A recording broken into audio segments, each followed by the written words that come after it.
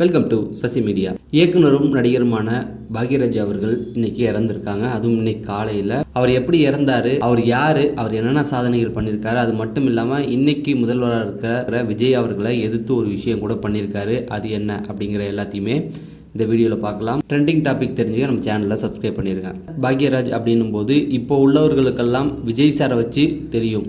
So அது என்ன அப்படிங்கிறத கடைசியில் சொல்கிறேன். நான் அதுக்கு முன்னாடி பாக்யராஜ் அவர்கள் யார் அப்படின்னு பார்த்தீங்கன்னா, முன்னாள் முதல்வர் எம்ஜி ராமச்சந்திரன் இருக்காங்க இல்லையா, அவங்களுடைய கலை வாரிசு அப்படின்னு சொல்லி அழைப்பாங்க. ஸோ எம்ஜிஆர் அவர்களுக்கும் ரொம்ப பிடித்த ஒரு நடிகர். இவர் இந்திய அளவில் ஃபேமஸ் ஆனார். அதுக்கு மிக முக்கிய காரணம் திரைக்கதை தான். உலகம் முழுவதும் பார்த்தீங்கன்னா சினிமாவுக்குன்னு ரசிகர் இருப்பாங்க. அதில் ரொம்ப கஷ்டமான ஒரு டிபார்ட்மெண்ட்னா அந்த ஸ்க்ரீன் பிளே தான். ஏன்னா ஒரு படத்துடைய வெற்றியை தீர்மானிக்கிறது அந்த படத்துடைய ஸ்க்ரீன் பிளேன்னு சொல்லுவாங்க. அந்த ஸ்க்ரீன் பிளே அமைக்கிறதுல ரொம்ப ஃபேமஸ் ஆனவர்.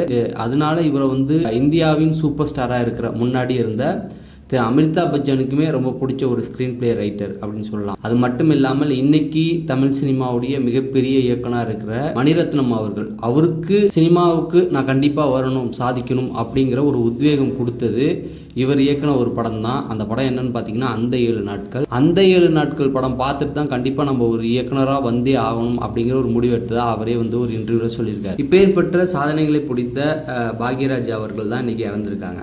என்ன நடந்தது அப்படின்னா, இன்றைக்கி காலையில் வாக்கிங் போயிருக்காரு. வாக்கிங் போயிட்டு வந்த வரைக்கும் ரொம்ப நல்லாவே ஆரோக்கியமாக இருந்திருக்காரு. வந்ததுக்கப்புறம் சேரில் உட்காந்துருக்காரு. அப்போ தான் அவருக்கு கார்டியாக் அரெஸ்ட் அப்படின்னு சொல்கிறாங்க. ஆஸ்பத்திரிக்கு போகிற வழியிலே இறந்துட்டதாகவும் சொல்கிறாங்க. ஆஸ்பத்திரிக்கு போயும் ஒன்றும் பிரயோஜனம் இல்லாமல் ஆயிடுச்சு அப்படிங்கிற மாதிரி சொல்கிறாங்க. அக்கம் பக்கத்தில் இருக்கவங்க எல்லாமே நேற்றுலாம் ரொம்ப ஆரோக்கியமாக நல்லா பேசிக்கிட்டு இருந்தார், ஆனால் இன்றைக்கி அவர் இறந்துட்டாருங்க அப்படின்னு சொல்லி ரொம்ப வருத்தப்படுறத பார்க்க முடியுது. கொஞ்ச நாளைக்கு முன்னாடி, ஒரு 10 நாளைக்கு முன்னாடி தான் இவர் குருநாதராக பணியாற்றின, சினிமா கற்றுக்கிட்ட ஒரு குருநாதர்னு சொல்லுவாங்க, பாரதிராஜா அவர்கள் இறந்துட்டார். அவருடைய சிஷியன் தான் இவரை அழைப்பாங்க. 90 காலகட்டங்களில் இவரை பாக்யராஜ் இவருடைய பாரதிராஜாவுடைய சிஷியன் அப்படிங்கிறது எல்லாருக்குமே தெரியும். அவங்க ஒரு டீமாகவே இருப்பாங்க. இவருடைய சிஷியன் பார்த்தீங்கன்னா பார்த்திபன், பாண்டியராஜ், இப்படி நிறைய பேர் சொல்லலாம். இது வரைக்கும் இவர் எந்த அளவுக்கு குணம் கொண்டவர் அப்படின்னு பார்த்தீங்கன்னா, இது வரைக்கும் பாரதிராஜா சார் அவர் பேர் சொல்லி அழைச்சதில்லை. பாரதிராஜாவுக்கு அப்புறம் சினிமாவில் உச்சம் தொட்டவர் எம்ஜிஆர்லாம் இவருக்கு ரசிகர், என்னுடைய கலை வாரிசு அப்படின்னு சொல்லிலாம் அழைச்சிருக்காங்க. அப்படி இருந்த காலகட்டத்தில் கூட என்னுடைய குருநாதர் பேரை இவர் சொல்லி அழைக்கவே மாட்டாராம். என்னுடைய இயக்குனர், எங்கள் இயக்குனர் அப்படின்னு சொல்லி தான் அவர் அழைப்பாராம். அந்த அளவுக்கு குருநாதர் மேலே ரொம்ப பற்று கொண்டவர்.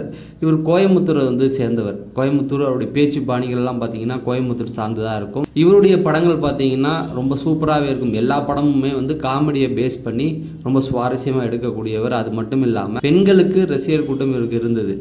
ஒரு காலகட்டத்தில் இவர் எந்த அளவுக்கு செல்வாங்கன்னா தனி கட்சி கூட தொடங்கியிருக்காரு. ஆனால் அதுக்கு முன்னாடி பார்த்தீங்கன்னா வச்சிங்கன்னா அதிமுகவில் இவர் தான் தலைமை ஏற்க போகிற ஒரு சூழலும் அந்த காலத்தில் பேசப்பட்டுச்சு. அதாவது எம்ஜிஆர் இறந்ததுக்கு பிறகு இவர் தான் அறியப்பட்டார். அனைவரும் எம்ஜிஆருக்கு ரொம்ப நெருக்கமானவர் அப்படின்னு சொல்லி அழைக்கிறதுனால இவர் தான் வரப்போகிறார் அப்படிங்கிற மாதிரிலாம் பேசிக்கிட்டு இருந்தாங்க. இவர் அதிமுகவில் இணைஞ்சு எம்ஜிஆர் இருக்கும்போது இணைய முயற்சி செஞ்சார். ஆனால் எம்ஜிஆர் ஒத்துக்கலை.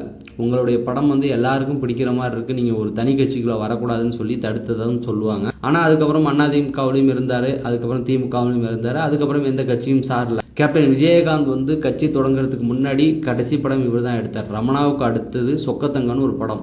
ஸோ இவர் தான் எடுத்தார். அந்த சொக்கத்தங்கம் பெரிய அளவில் சக்ஸஸ் ஆச்சு. அதுக்கப்புறம் எந்த ஒரு அரசியல் தலைவரை நோக்கியும் அரசியல் கட்சியை நோக்கியும் இவர் பெருசாக எங்கேயுமே அறியப்படலை. இவர் பாக்யா அப்படின்ற ஒரு நாளிதழ் நடத்தினார். அது இன்னும் ஃபேமஸ் இப்பயும் இருக்குது. பாக்யா படிக்கிறதுக்குன்னு ஒரு ரசிகர் கூட்டமே இருக்கும். அந்த காலத்தில் இருந்த எல்லா நடிகளுமே, இப்போ ராதிகா கூட இன்றைக்கி ப்ரெஸ் மீட்டில் சத்தம் போட்டிருக்காங்க. அதாவது இவர் இறந்த செய்தியை கேட்க போகும்போது கூட நிறைய பேர் டிஆர்பிக்காக இதெல்லாம் பண்ணாதீங்க அப்படின்னு சொல்லி ராதிகா கூட சண்டை போட்டதாக சொல்கிறாங்க. ஏன்னா அந்த காலத்தில் உள்ள நடிகர் எல்லாருமே இவருக்கு தெரிஞ்சவர்கள். எப்படி ரஜினி, கமல் கூட நடித்தாங்களோ அதே போல் இவர் கூடயுமே நடிச்சிருக்காங்க. அந்த அளவுக்கு ஒரு நடிகராகவும் எல்லாரும் அறியப்பட்ட ஒருத்தவர் தான். சரி, இவர் இறந்ததுக்கு அப்புறம் இன்றைக்கி எல்லாம் சொல்கிறாங்க, அவர் குருநாதர் இறந்த 10 நாள்லேயே அந்த ஒரு சோகம் தாங்க முடியாமல் இறந்துட்டார், அதுதான் இவரை ரொம்ப கஷ்டப்படுத்தியிருக்கு அப்படிங்கிற மாதிரியும் சொல்கிறாங்க. மேபி அதுவும் ஒரு காரணமாக இருக்கலாம் மன ரீதியாக. ஏன்னா 10 நாள் கூட ஆவலை அவர் இறந்து, அதுக்குள்ளே இவர் இறந்துருக்காரு. அதுவும் நேற்று வரைக்கும் பார்த்தீங்கன்னா ரொம்ப ஆரோக்கியமாக இருந்த ஒரு மனிதர் இன்றைக்கி இறந்துட்டார் அப்படின்னு சொல்லும்போது, இதில் சிலர் நாட்டு மருந்து எடுத்துக்கிட்டாரு, கார்டியாக் அரெஸ்ட் பிரச்சனை இருக்குது அவர், அது இருந்துமே அந்த மாதிரியான விஷயங்கள் பண்ணியிருக்கக்கூடாது அப்படிங்கிற மாதிரி நிறைய விஷயங்கள் பட் நமக்கு அது ரீதியாக தெரியாது. ஸோ இவருடைய பையன் வந்து பார்த்தீங்கன்னா சாந்தனு, அவர் தான் வந்து இந்த டாக்ஸி பாட்டு இருக்குல்ல, ரொம்ப ஃபேமஸான பாட்டு, அது அந்த ஒரு படம் தான். அதுக்கப்புறம் மாஸ்டர் படத்தில் விஜய் சார் கூட வந்து ஒரு ஸ்டூடெண்ட்டாக நடிச்சிருப்பார் சாந்தனு அவர்கள். அதுக்கப்புறம் அவர் வந்து விஜய் ரசிகனாக தான் அறியப்பட்டவர்.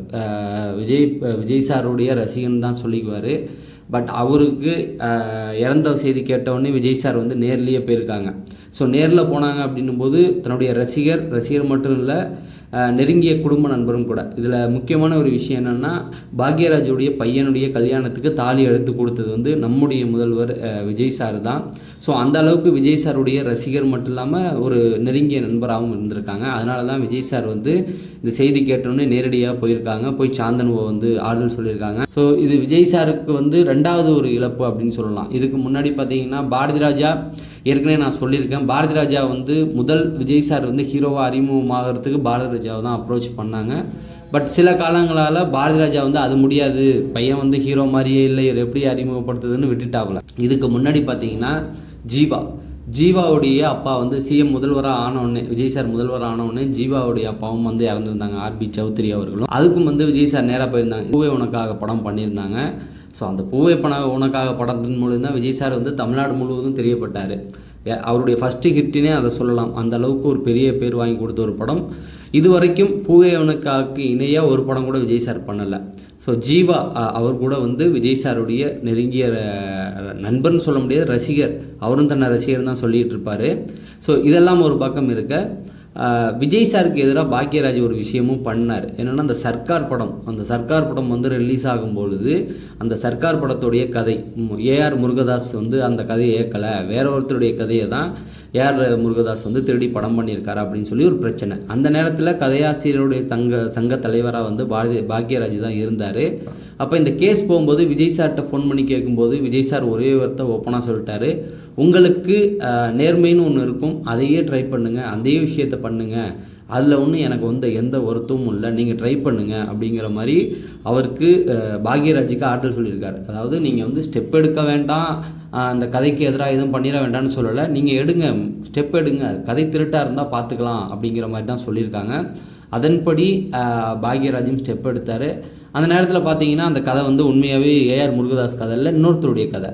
ஸோ அந்த பாதிக்கப்பட்டவருக்கு வந்து பாக்யராஜ் வந்து அந்த கதைக்காக போராட்டம் செய்து அது இவருடைய கதை தான் அப்படின்னு சொல்லி ஒருத்தர் வந்து கேஸ் கொடுத்திருந்தார். அவருக்கு நஷ்டஈடு வாங்கி கொடுத்தார். ஸோ விஜய் சாருமே வந்து அதுக்கு சப்போர்ட் பண்ணியிருக்காங்க. சன் பிக்சர்ஸ் தான் அந்த படத்தை தயாரித்தாங்க. திறமையானவர்கள் இப்போது தமிழ் சினிமாவை விட்டு அப்படியே போகிறத பார்க்க முடியுது. சிலர் இறக்குறாங்க, பாரதி ராஜா, இப்போ பாக்யராஜ் அப்படின்னு சொல்லி. இந்த வரிசையில் இருந்தவங்க எல்லாம் அந்த காலகட்டத்தில் சாதித்தாங்க. பாலச்சந்தர், பாக்யராஜ், அதே போல் பாரதி ராஜா அப்படின்னு சொல்லி அந்த பாவுலேயே பேரெல்லாம் எல்லாருமே வச்சுட்டு வந்தாங்க. அப்படி இதனாலேயே பேரை மாற்றிட்டு வந்தவங்களும் உண்டு. பாவில் பேர் வச்சா நம்ம சக்ஸஸ் ஆகும் அப்படின்னு சொல்லிடலாம். அப்படி இருந்தவரில் ஒரு இயக்குனர் தான் இறந்துருக்காங்க. அவருடைய ஆன்மா இறைவனடி சேரட்டும் அப்படிங்கிறத நான் சொல்லி நம்ம அடுத்த வீடியோவில் சந்திப்போம். நன்றி, வணக்கம்.